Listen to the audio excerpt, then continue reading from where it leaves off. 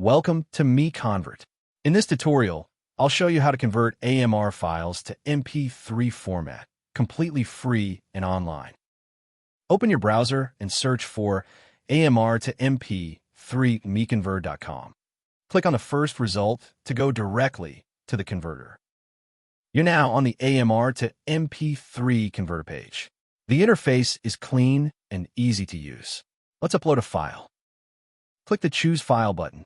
A file picker will open. Select the AMR file you want to convert, then click Open. Your file is loaded and ready. You can see the file name, size, and target format. Click Convert now to start the conversion. The conversion is in progress. You can see the progress bar moving. This usually takes just a few seconds. Done. Your file has been converted successfully.